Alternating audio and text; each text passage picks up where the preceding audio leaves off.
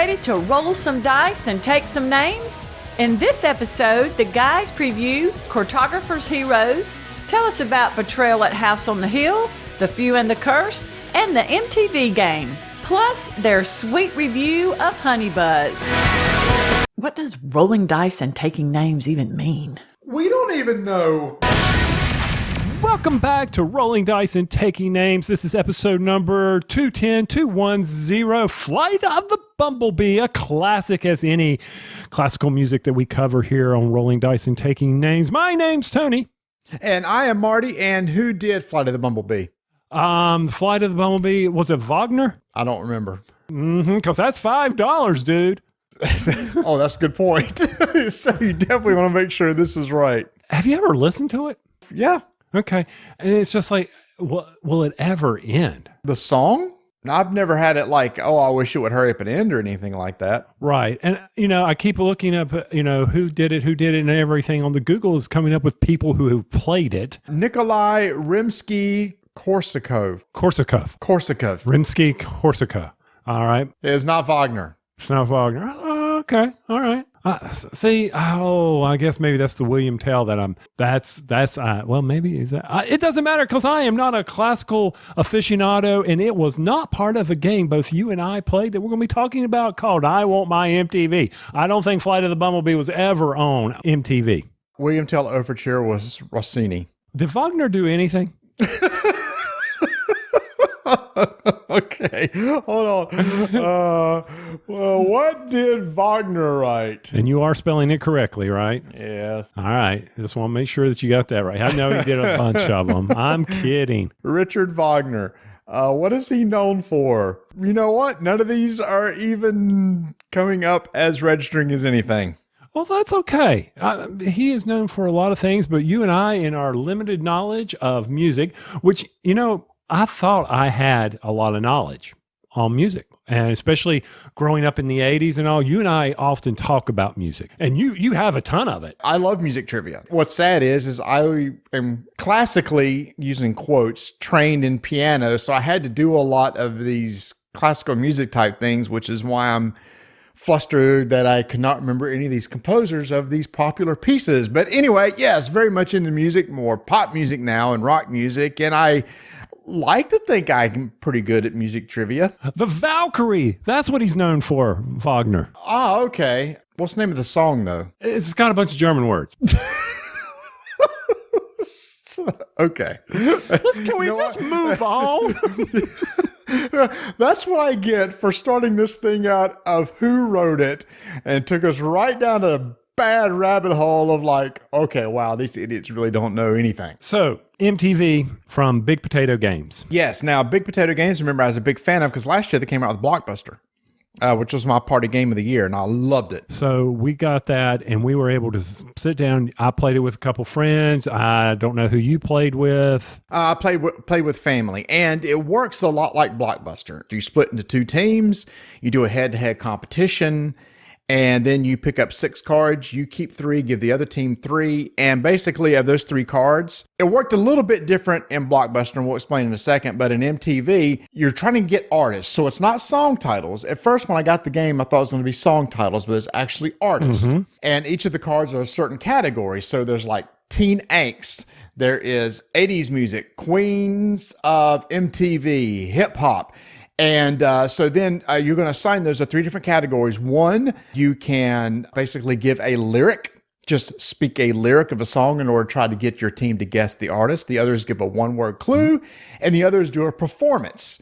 You can hum, you can scat, you can whistle, you just can't sing the words. Right. And is humming not really singing the words? You can sing la la da da da da da da da. You just can't say the words of the song.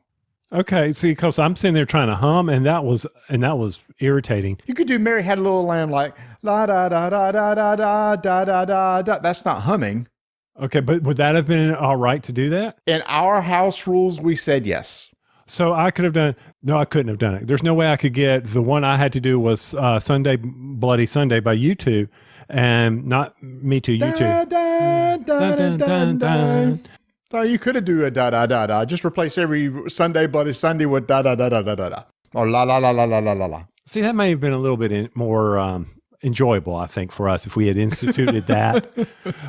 but so you had a house rule, and I'll go over my house rule a little bit later. So, but that first category of, when you go that head to head, and I read the rule as saying that it could be as long as the song had a you in it and you said it. So the head to head is basically name a song with this word in it, and it would be a one word. Mine was one word.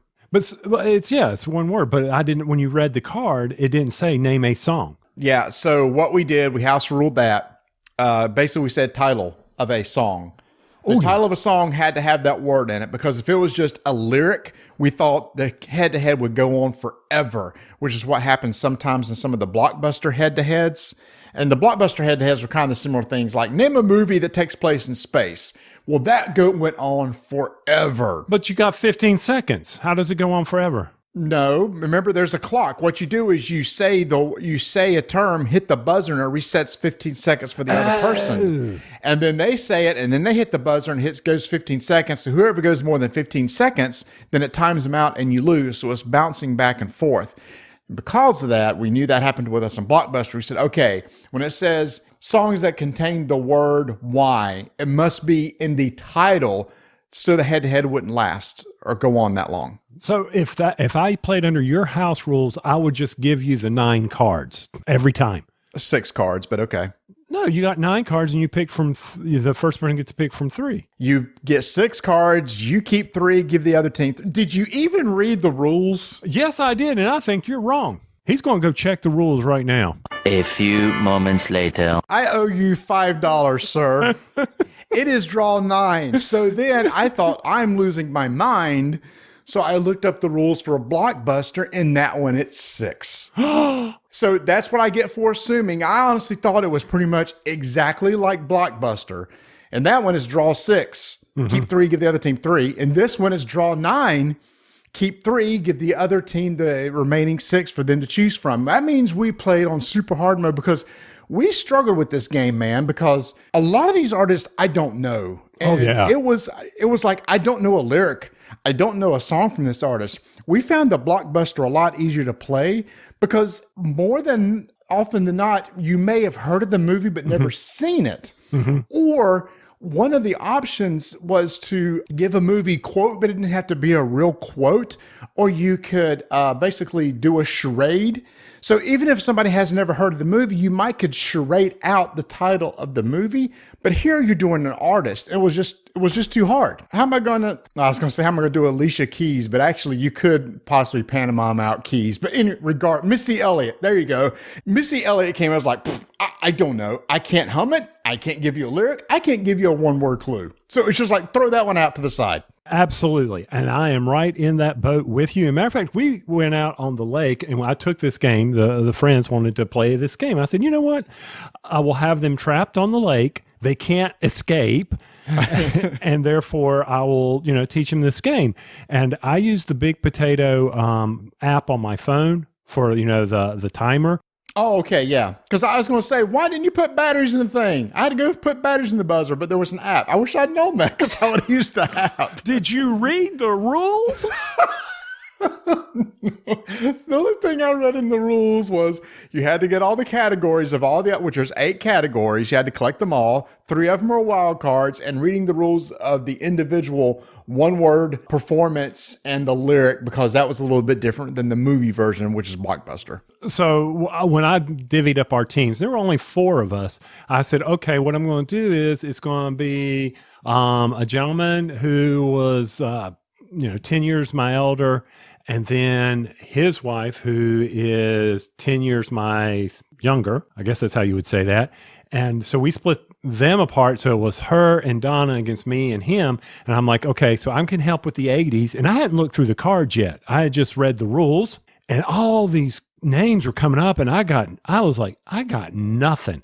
We couldn't even get the head to head, because how hard is it to think of lyrics? We were just doing, if the song had lyrics, I was getting everything wrong. And I'm just like, okay. So we eventually house ruled this to just, here's a lump of cards, pick 3, We didn't even try. It was, and this is nothing on the game. It was the fools playing the game that were the problem. Well, no, we ran this. So we had 4 versus 4, and we had young kids and our age, and even the young kids. Come to find out, I thought all young kids listen to pop radio. Well, they don't. They don't. So they weren't much help either. To us, it was a tougher game, which is probably why they tell you to pick 9 cards to start with, because it's a little bit tougher. Between the two, I'm going to prefer Blockbuster. Okay. We had more fun with it. I think it's easier to play. And one thing too I don't understand, Tony, is the box insert for this was not up to snuff, man, but a Blockbuster did a fantastic job of making it look like a VHS tape, and it had different compartments for holding all the cards. Here, it was just kind of like this little single hole insert in the box. And I got bags and put the cards in the bag so they wouldn't slide all over the place, but I had to resort all the cards after you gave the game to me. Yeah, and especially after I threw it and tossed it up in the air a few times, I said, hey, we'll see if the boy can figure this out. I mean, no batteries. I set you up good. Yeah, you did. So I had to go hunt down batteries, and if I'd read the rule book, I would have saw that there was an app for it. But here's the thing: this is from Big Potato Games. If you're really, really into music, and it covers artists probably from the '80s until now, and again, there's a bunch of different genres. I mean, the teenage angst was killing us, man. Eventually, we just kept going. I don't know, Nirvana. So Nirvana? During that one, we were guessing just random stuff and trying to get it, and Vanessa started blinking real fast, and I went, Blink 182? She went, yes! I think that might be, was that in performance? We cheated. No, it was like a one-word thing, and she just started blinking. And I told you this at Ice Cream Social. When we were playing it, the gentleman said harvest for the one word. And the rule is you can't change the word. So he kept saying harvest, harvest, harvest, harvest. And I was like, I got no idea. He goes, how do you not know Neil Young's first album? Yeah, that would have been tough. Like Brett gave a good clue on what, we didn't get it, but he said rope. And so we were in the mindset of rope being a lyric or something, and it was Slipknot. And I was like, Brett, that was good. I wasn't thinking correctly. I was thinking strictly lyric. And if I'd have thought he's giving us a clue to the band name, one of us probably would have said Slipknot. So, and I think that's one of the things with this. You really have to narrow down the type of clues you're going to give for this game, because it could be all over. I mean, it could be, harvest. Well, we're in the fall. Maybe that's Smashing Pumpkins. I don't know. Actually, dude, that's good. I mean, that's actually a good clue for Smashing Pumpkins. So there you go. And again, it is a little bit different than Blockbuster, because Blockbuster, again, what you can do there is you can you quote a movie lyric, you can charade out the name of the movie, or give a one-word clue. With the music, it's a one-word clue. Speak a lyric or do a performance, which is like hum or whistling. But actually before that, Tony, before the MTV game, I also taught the same group of people a game, Betrayal at House on the Hill. And this is the second edition. Now, this is a classic game, been around for decades. And Rob Davio had a hand, in making this game and everything like that. And we were excited to play it because we played the Scooby-Doo version over the summer, and Vanessa really liked it. She said, I really want to try the full version. So we got it, and it is a lot like the Scooby-Doo version. And I don't know if you've ever played, Tony, but basically you start out in a house, and as you explore, you flip over tiles, and the tiles will tell you to draw an event card and resolve some sort of test. You got different stats on your card resolving a test, or it could be an omen card, or it could be an item card. And eventually there's a mechanism through the game where one of you will become the traitor or the haunt. And then there's a lot of different types of haunt stories that you could play in a different scenario, and they get a book and they go and read what their goal of the game is to win. The rest of the team reads what they have to do to win, and then you play out the rest of the game. So the game is in 2 halves. You got the first half basically trying to explore the house and get a bunch of items to help you when the haunt appears. When the haunt appears, you're trying to achieve your in-game objective. I think it's a solid game. I think it's a fun game for Halloween. But my family, and my family meaning like my sister and brother-in-law and my dad, cannot grasp tests. So Tony, let me explain to you how the tests work in this. I want to see if you could just pick up on this. Well, hold on. Let me pay attention. Let me stop reading the internet and try and still figure out what Wagner else did. Okay, I'm paying attention. I'm with you. There are 4 stats per character. There's might and speed. Those are considered physical stats. And then there's sanity and knowledge, and those are considered mental stats. Really? Knowledge and sanity are mental. Okay. So there are these tests that you make. And each of your attributes have a value. And what you're going to do is you're going to roll dice based on that value. So if your knowledge is 5, you're going to roll 5 dice. And after that, you're going to count the number of pips on the dice. The dice are 6 D6s. They have blank sides, a side with 1 pip and a side with 2 pips. You count the total number of pips. And the card will say, test your knowledge, I think is what I said. Test your knowledge. 0 to 2 pips, do this. 3 to 4, do this. 5 plus, do this. With me telling you that, do you think you could probably play the game and successfully make tests? Yeah, I'm rolling dice, counting pips, and comparing a chart. My family could not get it, man. I had to re-explain how many dice to roll and how to count it.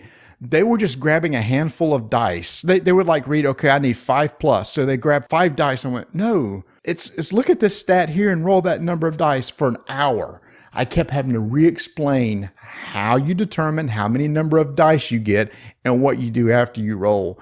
And I know they could tell. My sister was probably talking about me on the way home because I was getting frustrated. Like, it's not that hard, people. But I guess you got to remember, man, we've been playing games for years.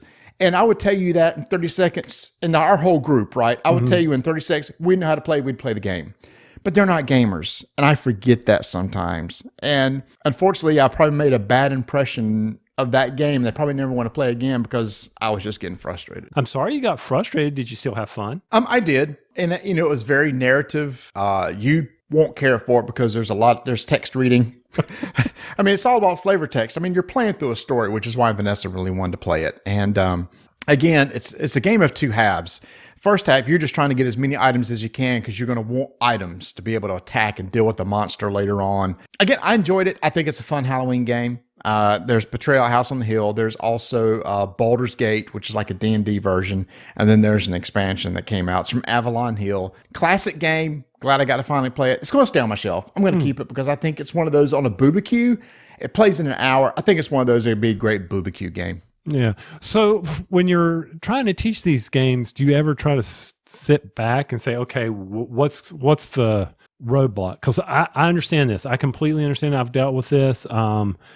Everybody deals with it, but you kind of got, how do I get past this roadblock? Man, I don't know. Okay, because I felt like it's like, okay, it tells you what kind of check to make. What is your curtain?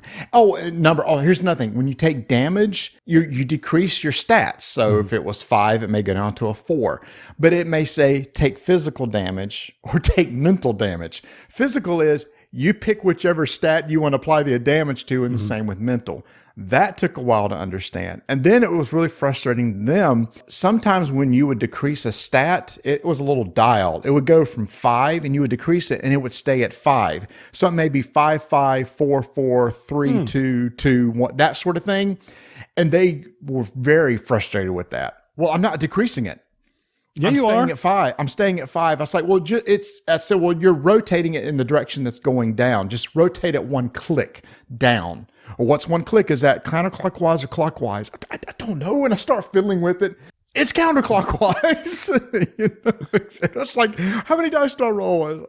Well, but you're used to that mechanic as well from all the hero clicks and games that we've played where you're playing with the dials and knowing that sometimes you may get a click and nothing happens. But the next one could cause an issue. And again, I know that everybody's listening to this has talked games to their family who doesn't play a lot of games and probably runs into that situation. We make assumptions. It's funny, I can't remember what we were playing the other night at our ice cream social, Tony, but we were looking at the rules, we were learning a game, and we were going, gamer question. And when we mean gamer question, it's like one of those things, it's like, here's what the rules say, but what does it really mean in this one instance? Because we're already thinking ahead of this potential thing that we might run into, and we want to make sure it's addressed somewhere in the rules. Where when you get with people who don't play a lot of games, that probably wouldn't even pop into their head till the situation actually happens. All right. So I have a quick question for you. Sure. Have you ever had to repair your sprinklers? Yes, I had to repair a sprinkler head once, but I had somebody else do it because the line was broken. And they had to come out there and actually replace a PVC line. We're aerating now. We've got to keep that ground nice and wet so they get good plugs. We've talked about this before, and my guy is just swamped right now. He can't make it to my house. I got to, come on, dude, get here. And I was running the sprinklers, and one of my sprinkler heads, I had to mark them because if you don't mark them, they're going to hit it with the aerator, and the aerator is going to break the head. It will. And one of mine didn't come up. I'm like, oh, okay. Well, let's see what kind of issue we have here. You know what we need to invent? What? We need to invent something like a metal detector, but find it for sprinkler heads. It exists. The guy who repaired mine had a device out there, could find exactly where the lines were and everything. And wasn't a dowsing rod? No, it was an electronic device. I'm trying to find this stupid head, and then I had to measure it out, and I finally got it, and then I had to go in there, and I was digging down there. And what is the one thing you don't want to do when you're trying to dig up a sprinkler? You don't want to hit the main water line, do you? Well, no, of course not. You'll bust it, and then you got a big mess on your hands. And then you got to fix that, and then you got to wrap it around. And I'm digging, and I finally get the sprinkler head, and I go, okay, the sprinkler's about 10 inches high, so the line that's feeding it should be right around. Where is this line? Where's this line? The guys had wrapped it around here and wrapped it down there, and I'm just like, so that's why we're recording so late tonight, is because it took me forever to repair a sprinkler head. You tried to put a new head in? No, the connector into the bottom of the sprinkler had broke. Ah, good. At least it was something simple. Yeah, and it would have been even simpler if I had marked the head that was actually broke prior to, because I dug up the wrong one the first time. Things happen, you know? Yeah, I've got it. You talked about, you also had like a light to repair. So I installed, I'm replacing everything with LED lights in the house. And we had this bulb that goes down to the basement for the stairwell that went out. And it's like, I'm not going to put a bulb up there. I went out and bought this LED fixture. Oh, yeah. That doesn't use LED bulbs. It's basically like flush mount little small LED chips that are, and then they have a dome over it. It's amazing. I mean, it gives off great light. It's been up there for 12 months and it's already gone bad.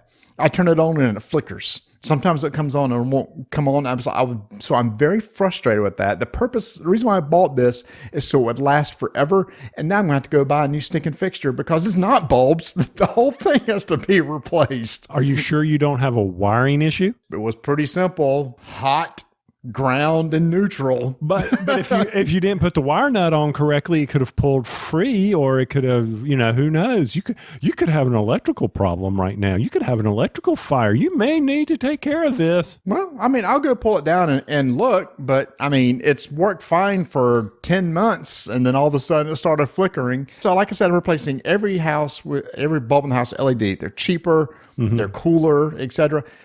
And they're supposed to last forever. I swear, down in the basement, I'll have one that I put in like 3 months later, it goes out. I'm like, why am I spending extra money on LED bulbs when they only last 4 or 5 months? The light I had to fix was my own problem because the tree frogs like to sit and get the bugs near the light, but they leave a lot of tree frog poo around. And so I'm getting the pressure washer, cleaning that up. Inadvertently, the pressure washer goes off in my hand and hits that light. Electricity and water, they don't like each other. They don't. So I did something in the mechanism and created a problem because mine was doing the same thing. It would flicker on and off. And then, so I take a hairdryer out there. And then finally this weekend, I said, forget this. It's coming down and I'm fixing it. So much fun. And frustration, let me tell you, I completely agree with you on frustration on teaching a game. Oh boy. I feel like this can come back and haunt me. No, it's not. It's frustration on me because you and I and Bird at the Ice Cream Social, we got to play The Few and the Cursed. Yes, from Rock Manor Games, I believe. And I believe you are correct. That's another $5. Everybody's like double checking that going, what the heck? Including me. Oh my gosh. Did they just screw it up? Oh, so... When we were playing that, I introduced it and I'm like, okay, here we go. This game is a deck builder. How hard can this be? All you're going to do is you're trying to go defeat a bunch of baddies by playing cards, and whoever scores the most points wins. Imagine that. And it's like any other deck builder. When you play the cards, the resources are summed up and you use them as you need to. And there's these various actions you can take. So you're moving around this Old West scenario and you're trying to get to these locations to beat bad guys, but the gamers in us were suddenly thinking, oh, there's these artifacts on the corner of the map. We immediately beeline towards artifacts because they're worth points. Right. And that's how we're going. So the few and the curse, I don't know if it was the poor teach or what, but it's probably the poor teach. I'm not even going to say the or what. And it was just like, we kind of miss things here. You know, we kind of miss fighting we could not generate that engine that you get with a deck builder to go out and defeat the big baddies. Well, so a couple things that drew me to this is an asymmetric deck builder, meaning everybody kind of has their own character and a set of cards they start with. Okay, I like that. I thought that was cool. And the characters have vitals. They have various levels. Yes, and so everybody has a board that you're tracking, like health, sanity, bullets, and money. Okay, I thought that was cool. Because you need bullets to shoot guns, which do additional damage, etc. And because you're fighting monsters, you have to deal with sanity, use money to buy cards. Okay, I thought that was cool. It reminded me of Clank, very much like Clank, because when you draw cards, you can spin cards that have like movement icons, just like in Clank, to move around. And then you can attack baddies by dealing a certain amount of damage when you run across... like when you're in the desert, you can attack. You have like most wanted cards or monsters out there that you can attack. And if you do, you get points, etc., like that. So you can spend cards to deal damage just like Clank. So because it was like Clank, I was very drawn to it. And from that aspect, I enjoyed it. But then there was like you said, these couple win conditions. If you get all the artifacts, that triggers the end. Or if a large monster makes it all the way to the middle of the board, which is San Andreas, that triggers the end. But the thing is we never worked through the entire deck of the most wanted to find the big monster to have him pop on the board before we found the artifacts. Right. We were using the movement to quickly go get the artifacts. Mm-hmm. Now, there could have been a lot more points if you had beat the various bad people out there, and that could have helped you. But then it became a race for the artifacts. So, right. And it's one of those games where we're playing, and you're like, what are we doing wrong? Yeah, well, I know one thing is we didn't treat it like a normal deck builder like we should, because, typically with normal deck builders, you draw a hand, you play, discard, draw more cards. This is unique in that you can keep cards from turn to turn. So in theory, you could have this massive combo. And so I started looking and talking to other people that played the game, and they said they kind of ran the same thing that we did, but also long player turns. They said if you did develop this combo, that you may have this hand of cards that you're playing to deal damage, to do this, and it just kind of takes a while. So, and then when I was going through that, one of the things that stuck out to me was normally in a deck builder, and this is my deck building mind of Ascension and, the constant play of that, is I see a supply of cards that I can pick from that can help hone in my deck. Right. That I can buy. And in this game, you can only, out in the start of every round, you get 2 cards and you pick one. Yep. And this is what was throwing me off. Is that really messing up my synergy of my deck? Well, not really, but kind of. Well, that's what I kind of ran into, because typically you're used to a market, and this doesn't have, there is a market for it. If you're in San Andreas, you can buy these little cards that you can put on your player board, which is like equipment, which is kind of always there for you to use. But as far as what goes into your deck, as far as the deck building mechanic, there's typically a market that you buy cards from to put into your deck. Like you said with this one, you draw 2 cards off the top. Bert ran into the situation. He's like, I just want to find some damage cards.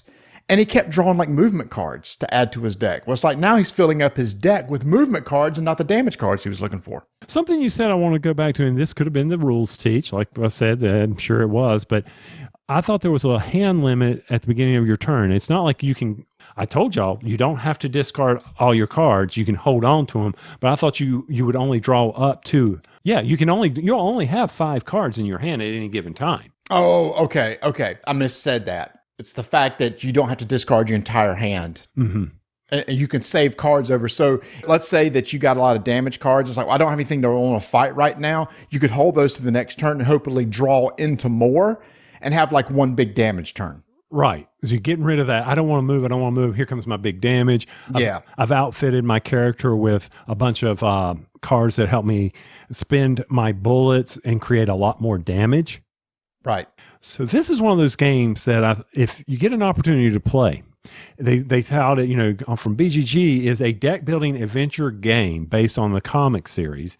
Don't let that throw you, because that's that's something that if you're so used to deck builders, it's different. You're building characters up. You are increasing their stats. You are doing things to help you later go battle the big baddies. And I'm wondering if there's some way with the artifacts to keep people from doing that rush. I like the event cards that would come out. If you were out in the world, if you were in a certain area, certain events. And if you were in a cursed area, you had another type of event card that would come out. It was like Dead of Winter, where at the beginning of your turn, you would draw an event card and it would affect you in some sort of way. I wish the cards had been bigger. I'm sorry. The font was too small for my old eyes. And we're going It was pretty small. It was pretty small. And I was thinking, oh my heavens, I did enjoy that aspect of it. I did feel that the map could have been better or laid out, or not laid out, but identified for us for what was cursed, what was, and I guess maybe as you play it, you just know where those areas are. You flip open the rule book. Oh, these are all the cursed areas. Oh, wait, there's some colors here that indicates cursed. Overall, it was a definite change to how I view deck builders.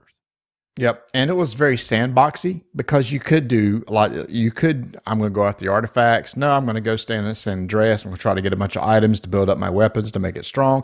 And I'm just going to go out and fight the most wanted guys and try to get points that way. It did make me very interested in the comics. I thought the idea of basically, a Western with all these weird monster Arkham type things coming out. So I've actually gone and looked up to see what the comic is. And we're very interested in playing this because this is designed by, this is from Rock Manor Games, who also did Lawyer Up. Which is the Kickstarter preview that we talked about this earlier.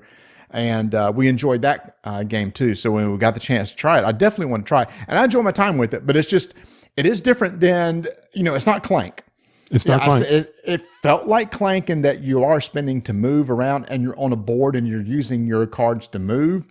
But there is this also, it's asymmetric. The fact that you got player boards and you're tracking stats and all this stuff too. So it's kind of a merger of a couple different genres of things. Right. And the cursed aspect, if you become cursed, your card flips over and your special ability changes. That's what I kept forgetting. My special ability, what was that? Oh, and if you're cursed and you have to do this, then you take so much damage. If you die, you lose victory points depending on how far back you have to go to get to San Andreas. There's these little things in the rule book that you got to pay attention to, and I couldn't find a couple of them. Also, talked about Kickstarter with Lawyer Up. We played another preview of a Kickstarter we were very interested in too. I really enjoy Cartographers, and Cartographers Heroes is coming out on Kickstarter. And this game plays exactly like Cartographers. You've ever played it before. It's got the same sort of mechanic where you got the cards, you got the seasons that you're playing through, you fill in your maps, you got monsters that pop up and you hand your map off to somebody else. They put monsters and say, they screw you up. But this adds heroes in that when a hero card comes up, you can use it to destroy monsters that's been put on your page. And that little element right there, I really enjoyed. So we played through, Tony, you and I, we played through a one game of a preview of Heroes. And I thought it was kind of cool. Your monsters came out, and then the heroes showed up. And if you put the heroes in the right location, you can help clear out those monsters so that you can continue making your map. And pretty much everything else, the basic game works the same way as always. But again, the big thing about this is the fact there is the hero cards now, which help you deal with the monsters. And how the heroes work is it'll tell you this hero will attack these 4 spaces, or orthogonally it'll attack these, or it'll attack this line of spaces, etc. So like the monsters, it tells you a shape of where you can use them, and if you happen to overlay that shape with the existing monsters, then you can kill them and clear them off your board, because monsters always give you negative points. There's a lot of things in this Kickstarter though. There's a bunch of expansions to go with the game, so it is not just the base game with heroes. There's all these different expansions you can get and apply. It's still one of my favorite flip and writes or writing games like this, because I love the interaction of passing the maps between you and your friends and them trying to screw you up and you screwing them up. And Cartographers, for me, when it was a flip, I enjoyed it. I'm not good with Tetris pieces. And then when it comes to scoring, one of the things I enjoy about Cartographers is you've got to think ahead to how the various seasons are going to score, because you can lock yourself out of a score. Right. And I'm not good at that. and I tend to forget about these things, and I'm just looking to fill in spaces. And then I forget, oh, is that a tree? Wait, or is that water? What kind of drawing did I just do here? Wait, what? And then I confuse myself, and then it gets real ugly real fast. I did like the heroes. I did like the fact that you can join the two together. That's kind of interesting, and be able to build from there. I mean, this is going to be a success. We know it's going to be a success. If you enjoyed Cartographers, definitely go ahead and get you some heroes. Add those to the play. And I mean, new monsters, new lands. You and I got to enjoy it, and then I passed it off because I was like, I cannot handle shapes. I just can't do it. That's from Thunderworks Games. It's currently on Kickstarter now, so go check that out. I'm sure it's going to fund easily. Throw money at it because this was a very popular game. It will do well. And if you've been playing through Cartographers and you want some more Cartographers, well, it's there for you to enjoy.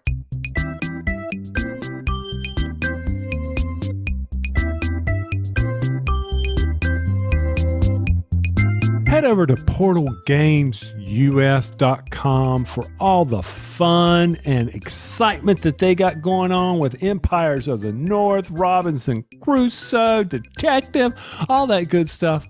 But I'm going to warn you right now, if you want to get into the mind of Ignacy, then click on the blog and you'll be ported over to portalgames.pl/en, which is what we used to talk about here on the show. And you can see what he is thinking, where he is developing cards, all that good stuff that's going on inside that incredible mind of Ignacy. You got a problem? Ignacy can solve it. Post a comment to him. Make a suggestion on his blog. Better yet, be sure to take a look at some of the apps that are coming out. I always love to get the Tides of Time on my iPad. Download some of their apps over there. Neuroshima Convoy's out there, one of their newest. Be sure to check that out over at portalgamesus.com.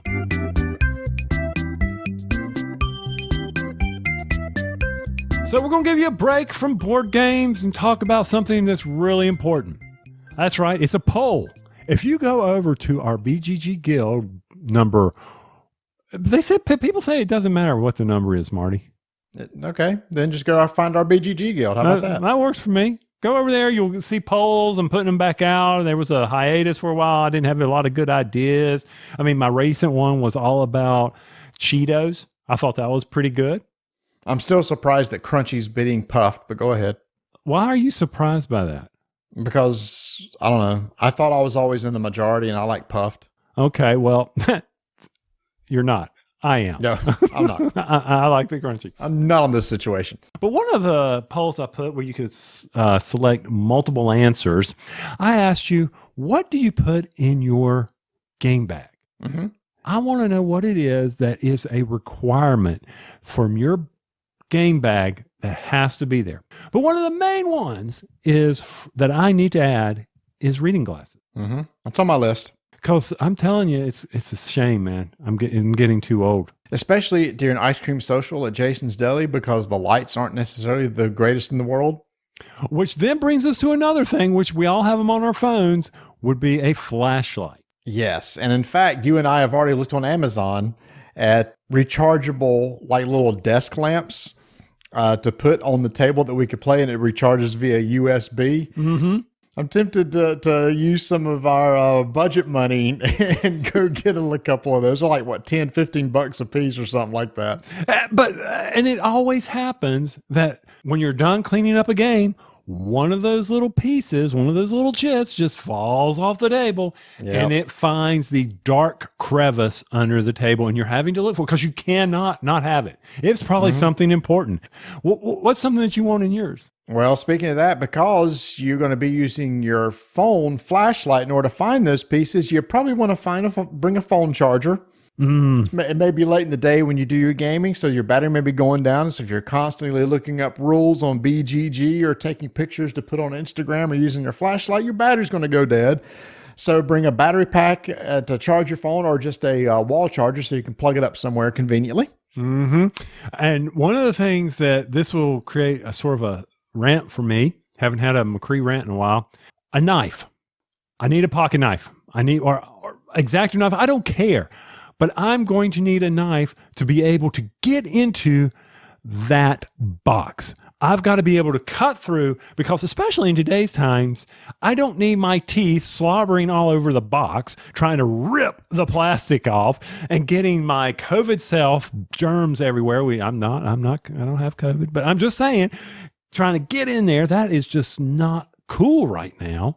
Can you not use your like thumbnail and go between the box lid and the box to create, rip it the plastic a little bit and peel it back? Are you willing to risk a paper cut? That's not a paper cut, a plastic. When you're running it between the edge, you could get on some of those boxes have those sharp edges. They're not rounded. They don't have the paper rounded, and it can cut your thumb. Have you never experienced that? I guess not. Well, that's probably because you usually bring the games for us to punch, though I am proud of you. I have been punching recently, if you've noticed, and sorting. Yes, you have. And getting from the bags appropriate for players, I do appreciate that. No, I don't do that just because I've had too many cuts where the stupid box has cut my thumb, and I'm like, this hurts. Also, I don't have a lot of fingernails. And also that pocket knife's really good for taking the cellophane off a deck of cards when it doesn't have the nice little peel, the little strip that you peel around to pull off the cellophane. Instead, they're all like real tight and you can't get your thumb in there without damaging the cards. That's a perfect place for a knife. Absolutely. Or if you put your mouth on it, then your saliva's gotten there on the cards and you damaged. I've done it many times. Try the corner, try to rip off a corner, and then you're damaging the corner of the cards. Why do they have to seal them so freaking tight? I don't know. I always give FFG credit. Typically, those are folded at the top, like a Christmas present, so you can usually peel off the top.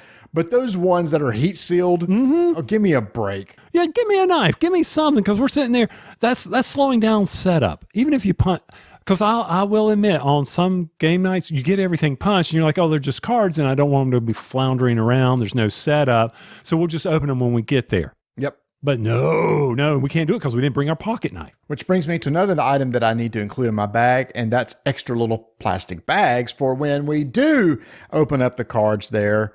We want to put the decks of cards into little baggies to protect them in transportation. So always include some extra little baggies in your bag too. Yes, or sorting them because you've got a certain set of way you want to do the money versus the players. Or if it plays 1 to 4, definitely include 4 bags just so you can have the players starting ones that everybody can put in the bag appropriately. Yep. So if you don't sort beforehand, I'll always have some extra bags in there. Or sometimes I'm not sure what's the best way to sort it till after the game's been played. And it's like, oh, I would rather have these separated from these tokens, so I need an extra bag for that. So include some nice little Ziploc plastic baggies. Lots of times games do include those in the box, but not all the time. So you might as well have some just in case. So I was reading on BGG when people were talking about bags and how some people are like, well, the publisher's got to include these bags. They got to help us out. And I'll admit I'm guilty of this. I don't complain about it. But then I go and use my special baggies. I use my static free bags to put all my games in. And people are, I don't want those are low quality bags. I want these special bags. A bag's a bag. Well, number one, those static free bags are pretty stout. They're pretty thick. Well, I want to protect the stuff. No, I'm just saying those aren't flimsy, cheap bags. That's true. They're not. It's just funny how people are like, well, I only want to use these particular bags. Well, shoot. When I first started gaming, I was just using sandwich Ziploc bags. Absolutely. That's what I would do. I can get those at Aldi's or wherever, Walmart, real cheap. And Walmart even has these little cute square bags, not these long oblong rectangle bags. So those work really, really well. I guess, for me, I think, and then of course, pencils and pens are very important. Some things though, I'm not so keen on because, well, we're lucky. We use the Ice Cream Social ice cream bowls to put our chits and pieces in, so we don't have to carry those. That is a good one to get, maybe like those Zen bins, little containers, and just have some of those for like little token holders. Usually if you go to somebody's house, like whenever we game over at Mark's house, he does have the little bowls that he puts out on the table for putting the tokens in. So if you're going to like where we go, having little token holders is little trays or something like that is nice to have too. And that's kind of what the Zen bins are for. It's been so long since I've been to Mark's. I don't remember.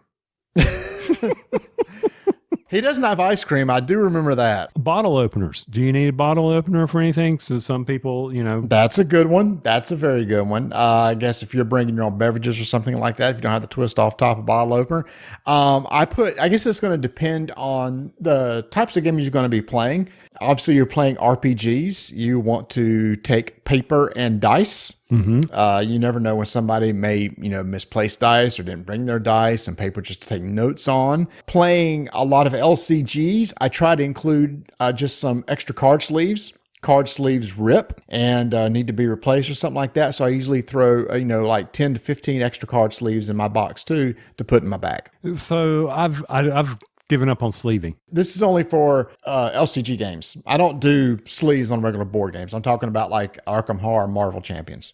So I wouldn't even sleeve them for those. Why are you sleeving cards still? Just to protect them? I'd rather play with sleeves. I just think I just like dealing with the sleeves better than non-sleeved, and also to protect them. I guess I used to love them. That was one thing we would do. We would always get different types of sleeves, especially when we would do Netrunner. I would have a special, this deck is going to be this color, or when we played Lord of the Rings TCG, I always wanted to get a certain color. And I think those are really important because if you're dealing with a CCG, you're dealing with rarities. And so if you got some cards that has some value to them, then you probably want to sleeve them. LCGs is not that big of a deal because there's no rarity associated with those. But then I found out that, wait a minute, you just said thank you to Donna. What did she bring you? Oh, she just brought me a cupcake that is, yes, and it is lemon flavored. Mm-hmm. So she did her famous vanilla cake. Lemon cake. I'm sorry, her lemon cake. I'm getting, it's coming in through the, dear, what did you do with this cake? She did a lemon cake and then she filled it with lemon curd. That's right. She filled in lemon curd here. No one could see me touching my ear like the old reporters do. Then there's a lemon icing. Is that correct? Is this a cream cheese or a buttercream? Lemon buttercream. And then she took the lemon curd and she put it on top right there. Look at that. Nice. That looks good. Yeah. And I'm just giving her, it's really good with vanilla ice cream. Oh, yeah. A la mode. Oh, that's a hint. That was a hint back to Donna, I believe. I know, but she knows I can't because then the spoon would be making a lot of noise because she knows I don't like my ice cream to melt. Ah, that's a good point. So she treated me right. So yes, and so I have that waiting on me. You need to talk so I can eat. Well, after we finish recording, I'm going to go get a piece of a butterbeer cake that we made the other night. Ooh, is that for an homage of Harry Potter? That's where it comes from, but it's a poke cake. So it's a regular cake, but you put in a cream soda into the sponge along with a box of butterscotch Jello powder. Okay. Then you make the sponge. While that's going on, I make homemade butterscotch with brown sugar, butter, etc., vanilla, heated on the stove. Poke holes into the cake, pour that over the top so it soaks in. Then we made a homemade whipped cream icing to go on top, then drizzle the butterscotch on top. Well, then you need to hurry up and finish this segment so you can go get that. Oh, I am, because we're going to watch the next episode of Great British Baking Show. Great British Baking Show. I'm going to have a piece of cake while I do that. Well, aren't we just blowing that diet? It's October. It's bad. It's bad. So, speaking of which, you might want to include a little food in your bag. Who knows? Have a little snack if you go over and somebody doesn't have homemade lemon cupcakes for you to have. You could pull out a moon pie or something. I actually used to keep a moon pie in my bag all the time if it's a little mini, in case I wanted a snack or something. Oh, nice over there. So I was in Food Line the other day, a grocery store here in the North Carolina area, and they had moon pies in a big bin. Mm-hmm. Pumpkin spice. Great. Now I got to be on a quest. Food Line, you said? Food Line. Mm-hmm. All right. I'm going to go to Food Line because I saw those and I thought, is that real? I didn't know if it was legit or not. All right. So we got to go get us pumpkin spice moon pie. That's new. That is new. Pumpkin spice moon pie. Get you some. Tell me how it tastes because I'm not a big pumpkin spice fan. I'm not either, but I'll just try it. So for what's in the bag, the poll is closed. We go over there and check it out over our guild and just see some of the other suggestions that you may want to do. But I do know that in the game bag, you need to have another bag that contains your essentials.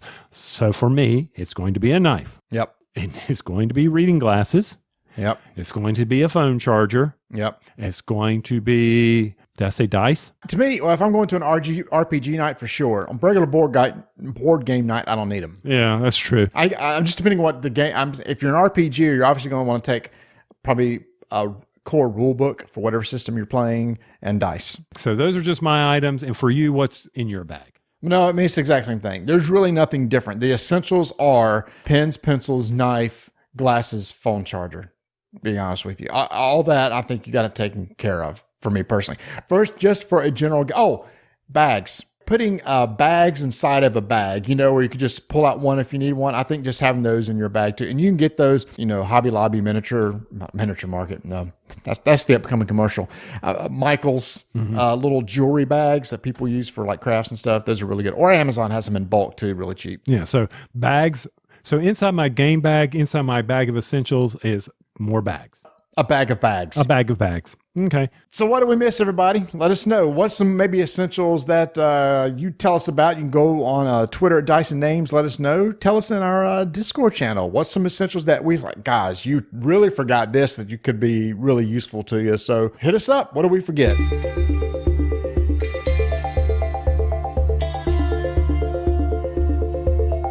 All right, we just told you about what you could put in your game bag, but what if you need a game bag? May I suggest you going over to miniaturemarket.com and checking out their game bags. They have a shoulder bag and a backpack. Now, the backpack is the one that we gave away in 2019 at our Strike Tournament event. Miniature Market gave all of our attendees one of these, and these are amazing, huge bags that you can strap on to your back. It has multiple compartments in there. And if you don't want something as big as that, they have a little bit smaller one, the shoulder bag, which you can carry with your hand or throw a little shoulder strap over your shoulder. It opens from the top. It also has compartments on either end for storing things like glasses and pens and extra bags, etc. Really good prices on both. They're both $24.99 each. Solid bags. I've been using mine for over a year now. Really well made, will last a very long time. And also be sure to check out, they have the Zen bins that you can go and add that to your bag so you can do your components so you're not over there trying to steal all the little plastic cups from your ice cream social. That's at miniaturemarket.com.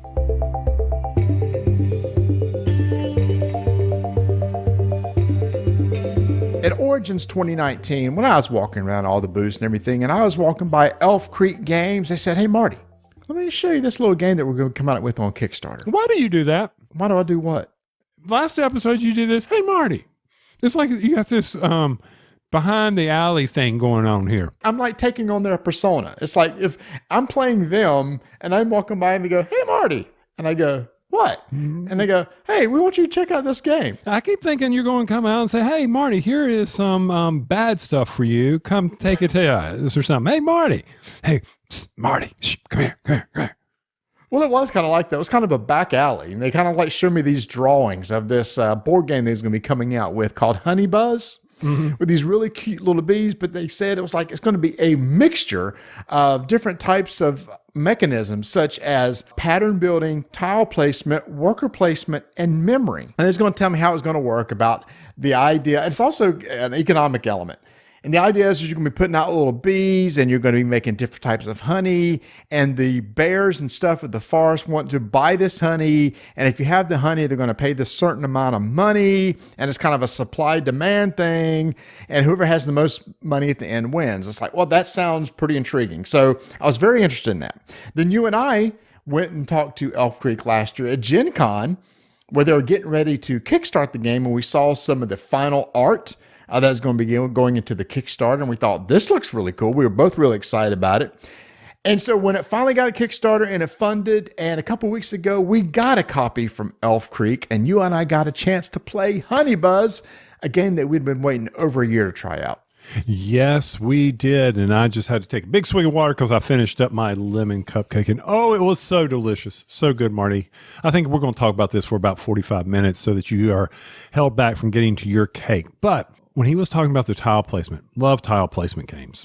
Carcassonne, Don and I are always playing Carcassonne. And then it had the economic stock market. And you were like, ooh. And I was like, ah. And you were like, ooh. We're like, this is really cool. And then we're like, how do you win the game? You get the most money. Novel idea. It is not victory points. It is not. It is money. Big difference. Big difference. And we're like, okay. And you're having to build this honeycomb. Mm-hmm. We're reading over the rules. It's like, okay, this isn't this hard. This game is pretty straightforward, pretty simple. We got some nuances here. We got to deal with this thing. And then when we get to game night, the wheels fell off the bus because we were hilarious. I've looked back at us playing this game and I'm like, what in the heck? Are we gamers or what? And so when you go into this game, and this is very important, you need to go into this game not thinking about a normal worker placement. We said this with the Few and the Curse about a deck builder. Here with Honey Buzz, you got to break your stereotype. You got to break that mold of what this game is all about from a worker placement standpoint. Because typically with worker placement, right, you're going to place a worker, take an action. Mm-hmm.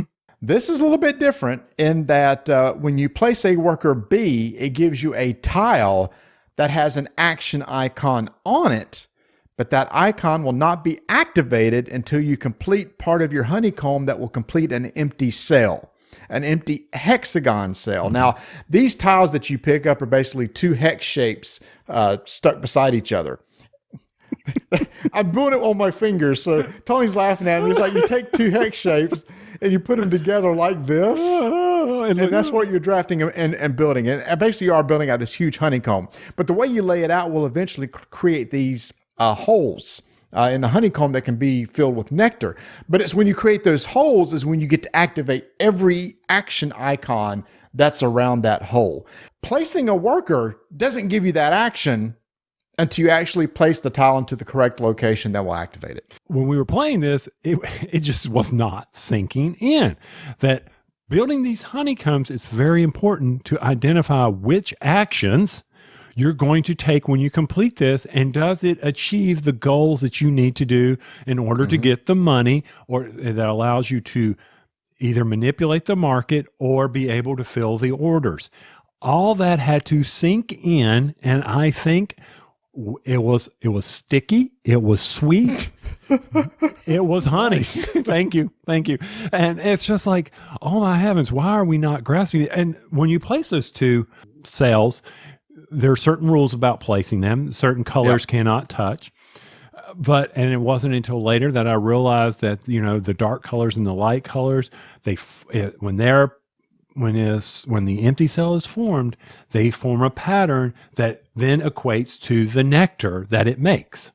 Yep. That's the part that was really kind of mind-blowing, because how you orient these tiles, like you said, there's either a light side or a dark side. And if you want a particular type of nectar, like say there's this one nectar that said, well, if your empty cell is lined with the dark lines all the way around it, you can claim this nectar. If your hex cell has 4 dark lines, 2 white, you get to claim this nectar. Or if you have them oriented so that you have their 2 dark on one side, 2 dark on the other, and then 2 light on either side, how you shaped the cell was important, because then you could forage. One of the actions was forage, was get one of the nectar tiles to put in that hole that would then produce that type of nectar, which you could then sell at the market to make the money you need to win the game. That's right. And you had that, and that just kept going. We're going through this, and it's like, okay, I got to forage, and I got to be able to move to go get that nectar.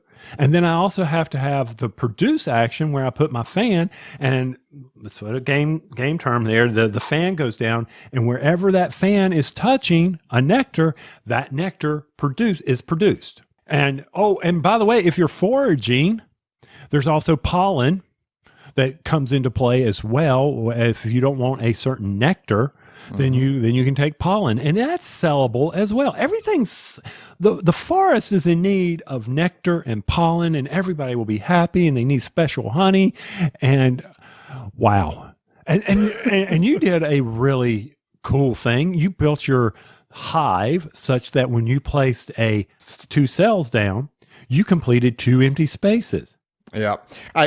So if you can form it correctly when you place a tile, if you happen to manipulate it where you complete 2 empty hex spaces at once, then you're activating all those action icons around both. So you can create these really sweet combos. One of the action tiles is a decree where you could repeat one of the actions, one of the other types of actions. And there's different types of actions. There's an action to get you additional workers. There's an action to forge, which is actually able to get you nectar tile or pollen. Then there's one that's produce, where you could produce a type of nectar on there. There is the decree where you could repeat an action already taken. There's one that'll just give you 5 money, just instant money, which is basically victory points. And then the market, where you could go and sell everything. Or complete orders, because there's these cards that said, hey, if you happen to have this type of nectar and this type of nectar, I'll buy that for you for X amount of money. So you can also complete orders too. Right. Oh, and by the way, when you're completing orders and getting money, that's not the only way you get money. You can also get money by going out and, being the first to get X number, having the most nectar. Or the queen says she wants to have the most empty cells in her hive. There are various conditions that can be met that are either as soon as it happens, it's a race, or at the end of the game. Yeah. So there's basically 3 cards that are dealt out from this deck of cards that are in-game or in-game objectives.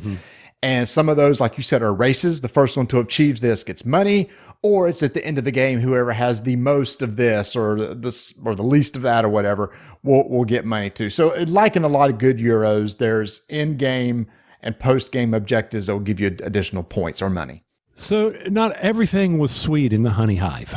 It was not. And I liked everything about the game. I thought it was a good merging of all these different mechanisms of the tile placement, the worker quote placement, the market itself, how it works. So every time you sell pollen or nectar, the value drops by 1. And one of the in-game conditions is if a couple of those tracks are at the lowest, that they'll end, or if 2 of the 3 order decks have no more cards in them, that will also trigger the end of the game. Tony, what got me was actually the icons on the tiles themselves. An icon would indicate, it's like, this is the type of action you could take. One of them was like it looked like a larvae. I don't know if it was a bee larvae. Okay, I could figure that one out. That's like you're getting an extra bee. On your turn, you place a bee, or you take all your bees back. And when you take all your bees back, if you generated one with that produce a bee, you would get that one back at that point to be able to put out on the board in a future turn. But some of the icons, Tony, were so close together, I kept confusing. I was like, wait a minute, is that the forage icon or is that the market icon? And I was constantly looking at my player card to see, okay, which action was this? I could not get it straight, nor could I get some of the different types of nectar straight because the colors were so different. There was light yellow, there was darker yellow, there was medium yellow. They were kind of had different shapes to them. I was constantly having to reference, okay, what type of nectar is that? That's that type of nectar. What's the nectar that demand card's looking for? Is that the light one or is that the dark one? Is that the one I have? You didn't have an issue with it, but it was killing me. Yeah. And I think the two that messed you up were forage and produce, because forage had a bunch of flowers and produce just had the fantail flower, some of it. Yeah. Which looked like flowers. And it was a flower. I just wish on the tile itself or on the place where you had the stack of tiles where you put your bee, it would have had some sort of icon to indicate what it was or word. I guess they didn't put English on there, so it could be, not limited to English. You got one board for every type of language. It was just messing me up. And you kept saying, I don't understand why this is messing you up. This is not a problem. So this was just me. I just struggled with the colors of the pollen and the icons of the actions. Well, now, in fairness to you, the nectars that would come out, I would have to look at the shapes again. Is that the one that looks like a lemon drop, or is that the one that's a star? And I had to keep going back and looking at which ones those would produce. But you're right. The cherries and all the various wildflower pollen. I mean, they had several different types of pollen. So I mean, it's gorgeous. Don't get us wrong. The artwork. Oh my gosh, it's a linen rule book. You just feel that there's like linen pages on the rule book. It was super nice. And the little actual pollen that you get, it's like these little squishy, sticky things. It's like, I don't know what this is, but it's fun to play with. Because when you produce pollen, you actually take one of those and put it on your little nectar space. And when you sell, you actually pull the nectar off of there because each nectar space can only have one type of nectar on there. So you're right. I didn't really have a problem with that because I got my mind to wrap around. Well, the bees are flying out to forage to go get to find the right flower, and then to bring it back or tell everybody where it's at, and then they're going to produce. I was like, okay, I got this. What I didn't like was the in-game scoring and the racing. Really? Yes. Why is that? Because I guess I liked it because it helped me win. Oh, you didn't win. You decimated Mr. I can't read the icons. I had a goal. I looked at those in-game scoring cards, and that was like, okay, I'm focused on getting a lot of demand cards and leaving a lot of holes open at the end of the game, which generated victory points on this particular objective card. Right. And I think I got wrapped around the axle with trying to generate my hive and making sure I was completing and getting the right, because I could see which ones I needed, and I would do that. But what I think threw me off was the amount of difference. First place gets 20 money. That's huge. That's huge. And second place gets 10. Yep. Third place gets 5, and last place gets nothing. If you're playing a 3-person game, then third place gets nothing. Correct. If you gather 2 of those 3, that's 40. And if I were to split second place with someone, big, that's 30 points right there. That's big. And I scored 40. Right. And I came in second in both of those, but you still had a 20-point lead on me. So are you feeling those objective cards shouldn't give as much money? Whenever I see a differential like that in a game, and I'm not an expert gamer or anything like that, and I play games poorly, I know that, I begin to wonder what threw off the scoring. I guess we've played a game recently where the scoring was within 10. Tammany Hall was within 10 or something like that. Yeah, it was really close. Yeah. Every time I play Pillars of the Earth, I am talking, the winner is within 5 of second place. Yep. And that is my expectation of, okay, whenever I see a 30-point spread, what went wrong? Yep. In the players or in the game. I'm not blaming the game. I'm going to blame the players. Let me get some more honey buzz under my belt, and let me see what's going on here. See why I'm so far off on that. So that was my one thing. I mean, I questioned the in-game scoring. I know one thing that we thought we was going to have a problem with early on. It was partly a memory game. When you went out to get nectar, all the nectar tiles will turn face down. And so when you went to get one, you went to what you thought was going to be the one that you needed, but it could have been something else. And if it was something else, then you just got to put it face down, but then you know what's there. Maybe you can go get it later. They changed that. And in the base rules, they played it where all the nectar tokens are face up. And instead you have a token that when you forage, it's a line of rows and columns of nectar randomly put out.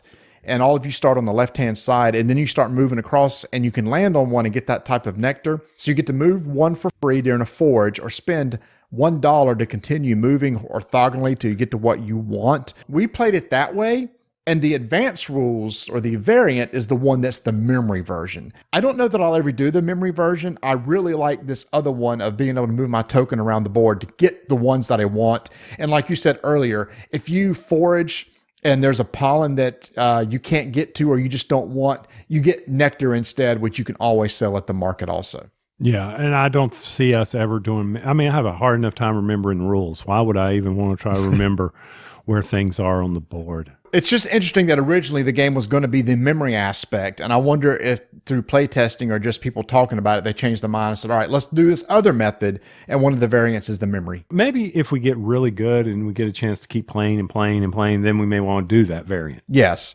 But again, it's everything that I wanted it to be. It was a mishmash of different mechanisms. I mean, it is a true tile placement game.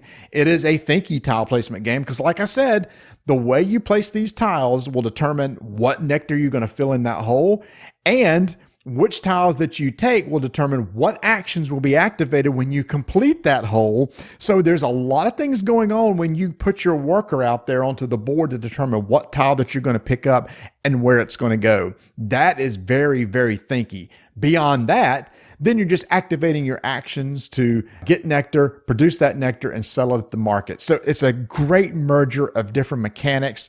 I really enjoy my time with it. It probably plays, I don't know, hour to hour and a half. It depends on how fast you can get through the market. We triggered the end game with the demand cards. That's how ours is done instead of selling. I think it's one of those you might want to play where instead of maybe you focus on one certain type of honey so that you're always selling in bulk, because you can sell as much of one as you can when you go to the market. And maybe that's a quick way to generate a lot of points. We were generating different types of honey because I was trying to do those demand cards. But the thing is, and this is what also threw us off in the game, is after you activate, that's it. You don't ever go back and revisit unless you put a fantail to produce. You don't get to go revisit those actions. Well, except unless you build on the opposite side of those existing tiles and create yet another hole that may trigger a couple of those actions, because then it's adjacent to that hole. Yes, that is absolutely true. But it's not like if I completed an entire circle and then I'm going to go, oh, well, maybe I can go get those. No, I got to redo those actions again. And also, if you're looking for a particular type of nectar, remember that hole has to have that certain number of light and dark and a certain pattern when that hole is complete. So for me, I think what I enjoy most about the game is there a lot of these types of games will sometimes come down to, all right, I built this engine, then rinse and repeat, rinse and repeat, rinse and repeat. Just keep doing the same thing over and over. This you cannot do for the exact reason why I stated. You have to rethink what worker actions you're going to accomplish and when you complete that hole in your hive. So I enjoyed that part of it. I always enjoy a good market game where you're trying to sell. And like you just pointed out, it's, hey, do I want to concentrate in the cherry nectar and run that market to the bottom and suck the goodness out of it for what I can? Or do I want to try to get the high points as quickly as and just do one and only benefit from one of those and drive it down so other people will not benefit? There's a lot of strategy to this from that standpoint. But I will say the in-game scoring, I need to go revisit that. I think if I keep seeing games where I have massive point swings or point differences, then we've got an issue for me. But other than that, I enjoyed the game, enjoyed the tile. Art's gorgeous. Had no problem with the icons on this. Simple actions, easy to teach. But I do not see this going to, and I always do the litmus test, to Donna. I'm not seeing her enjoying this type of game, even though she loves the thing. I think there's too much going on for her to say, hey, this sounds like a good game for me. I don't see that happening. And for me, all your pluses are my same pluses too. Again, I think it's hard to take a bunch of different type of mechanisms and merge them together to where they work so well, especially when it includes a market. I thought they did really well with this type of market, and the tile placement working with the market, that's just different. And then these actions are triggered based on when these tiles are placed and everything. My hang up was just the icons, and that just comes with playing it more where it makes more sense as far as determining what type of nectar this is, etc. So don't let that stop anybody from trying it. That was just my little hang up. Again, it didn't affect anybody else at the table. It was worth the wait. Like you said, Tony, the art is gorgeous. It is high quality stuff. Elf Creek Games is really knocking it out of the park when it comes to production. We played Atlantis Rising, which is just gorgeous game. So anything that they are coming out with, I will immediately be interested in. This is Honey Buzz from Elf Creek Games, out now. If it sounds like something you'd be interested in and you try it, please let us know your thoughts on it. And you can see what all the buzz is about. Hey, as we mentioned in our last show, if you're part of our Discord channel, we are having a big October giveaway where every Saturday we're going to be giving away a gift certificate for $10 to a lucky winner, or $15 if you're one of our supporters. And it's not too late to join the Discord channel. We just gave away a prize this past weekend to Don Lyles, who is a supporter of the show. He got a $15 gift certificate. And the question has come up, Tony, of people have asking, hey, when are you going to start another crowdfunding or something like that, like we did with Pod Pledge? It's been a while since we started one. Tony and I kind of decided, you know what, 2020 is just kind of a crazy year. Let's not go setting up stuff and asking people for things when it's just, it's just not the right time to do it. Now, we kind of want to see next year how things are before we set something up, because one of our biggest pledge levels last year was our strike tournament at Gen Con. Fingers crossed we could do it again next year, and we would want that to have one of our levels so that people can come and hang out with us at Gen Con. So it will be back, but it'll probably be 2021 before we kick something off. Again, Pod Pledge is always out there. If you do want to support us, you can, and we appreciate all that everyone has done. But as far as kicking off a brand new campaign, that'll probably be coming in 2021. Well, that's good, because I'm not ready to do anything. I'm just no more. I mean, the RPG thing was it was a thing. It was good. People enjoyed it. They're crazy. They're lying. I know better. They didn't enjoy that from me. That was one of those things that just, hey Marty, this sounds like something funny. People won't play RPG with me. Put that in there. See if anybody's go in for that. And they did. And thank you. And they so did. much. And we had to play multiple sessions of it. Yes, we did. And one at 7 a.m. on a Saturday. That's right. But we did it. It was a lot of fun. So yeah, we wanted to see what we want to do with the next time we do this and have some really fun levels and stuff like that. And we also got another announcement too. I know that over the years we have had some amazing interviews on the show with a lot of different people. And every time we have them on the show, it takes up a big chunk of the show to where the episode gets really long. And we feel like we don't give them the amount of time that maybe they need, along with the other stuff that we try to do. So what Tony and I have decided is we're going to split out any interview shows into a separate episode, and they would come out in an off week. This is not going to be like an every other week thing. Again, we only probably do interviews probably maybe 4 to 6 times a year, but in those cases, instead of being a part of the regular show, it'll be a regular numbered show, but just come off in an off week and just focus on that particular person. And we're trying to expand it. We typically talk to designers or publishers, but Tony and I have been brainstorming about a bunch of different people that we would like to talk to. There's a lot of different people behind the scenes that it takes to get a game to us. After the designer comes up with it, it goes through a lot of hands to get to where we're sitting and playing it at our table. And that's the people we want to talk to. We want to hear, what is the job of a graphic artist? What is the job of a marketing person?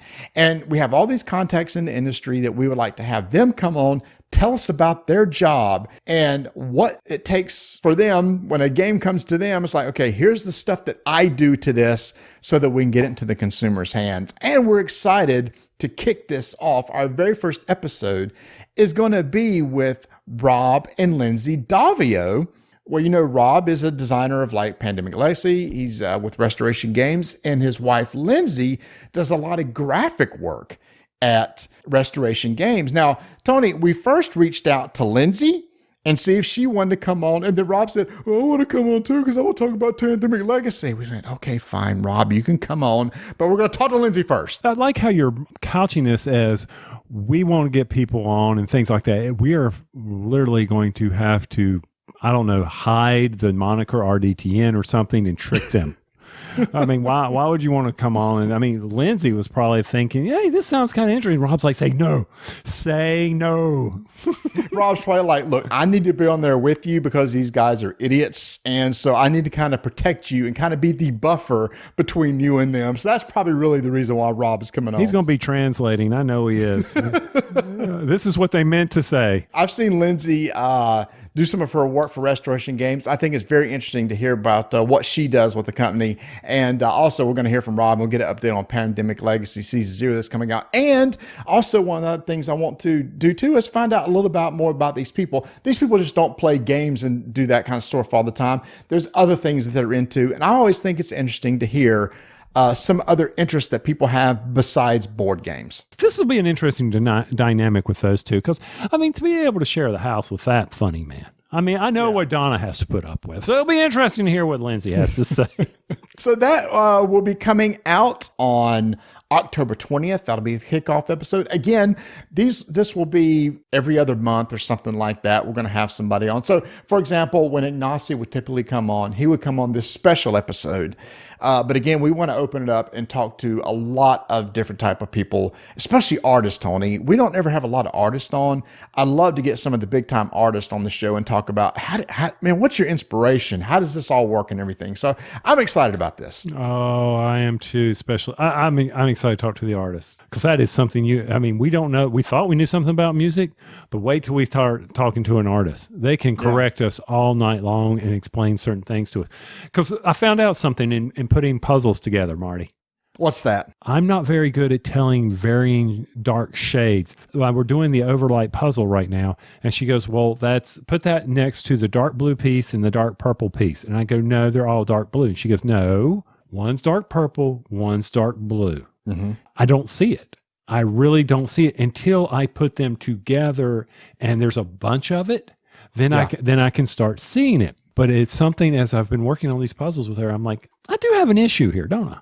She's like, yes, you've got multiple issues. And I go, I know that. but I didn't realize it. So when we have these artists on, there's no way I could be an artist. No way. My paintings would be just the primary colors. And that'd be it. It's not the paintings. To me, it's just actually being able to physically draw things out, see things in your head and draw things out. And I'm sorry, dude, I've seen a lot of your paintings on miniatures. That is very artistic, and you do a lot of those very well, and your color palette has been very good on some of those miniatures, so don't sell yourself short. Well, I understand. But we roomed with somebody who was an artist. Yes, we did. I mean, like a legit, real, artist who could draw. It was a natural born God-given talent that I for sure do not have. And it would piss me off. He would he'd whip something out and I'd be like, that sucks. I cannot believe this. Vanessa's brother's the same way, man. He's an artist and does do stuff like that. So yeah, a lot of these people we're going to be talking to and just be in their awe because we're just so jealous of all the talent they have. So I'm excited to be able to get to the non-BooBQ in November. November 1st? Mm-hmm. We're planning you and I at least. I've got tons of 2-player games. I've got some David Thompson games I'm dying to get on the table again. You know, maybe Bert can join us. Yeah, we're going to have a lot of fun that day. Still do our ice cream socials whenever we can because that's how we get the content for the show at this point. Absolutely. And I mean, there's some of the things that have been rolling up. I'm excited. I am going on vacation, but you will not miss my voice. But I'm excited because got to teach somebody ohanami. I was told that NA is the stress syllable. Playing with 4 people, Marty, that game is a lot better. A lot. I mean, you and I have fun, but playing with 4 people, for big ratchet up. I was excited at that. That's a good game. Very good game. That is a good game. So, I just can't wait to head to the beach and roll my dice. And take your names.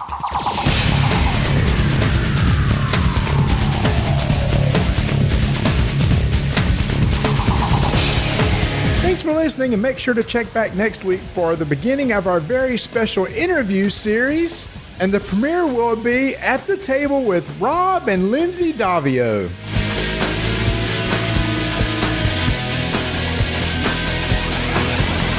Record. All right, I'm going to go through the whole checklist. The clock is running.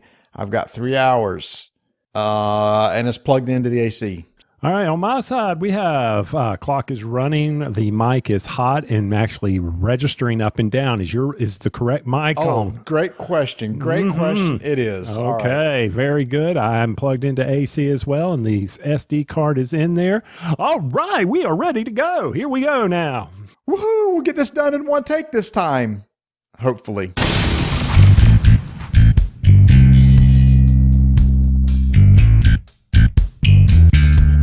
Holidays are coming upon us. You're going to be getting some games. You got to be able to store those games somehow, y'all.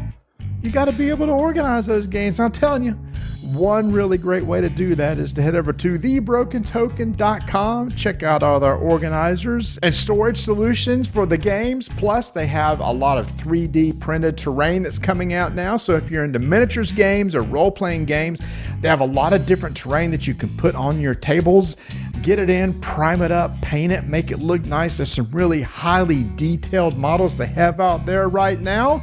Be looking for sales coming up. They typically do a Black Friday sale. We're going to hit them up and see if they're going to be doing something like that again this year. To find out more, head over to thebrokentoken.com. cartographers.com.